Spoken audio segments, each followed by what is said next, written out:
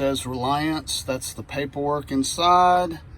So that's what it looks like, just folded out. And of course, when you open the top, there you go. There's your portable toilet.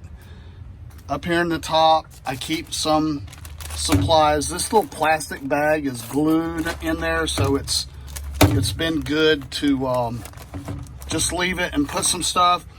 I put one of the waste bags in there, and of course, the most important thing, the most valuable item on the planet these days, toilet paper.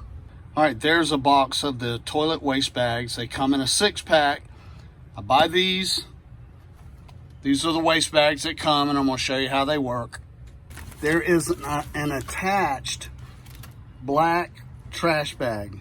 That's where all the bad stuff goes, and then you seal it inside the silver bag, and then you throw the whole thing away. So let me put it inside the toilet and show you how that works. You just open the bag, you stretch it over the opening, and then you close the lid. And there you go. You're ready to go.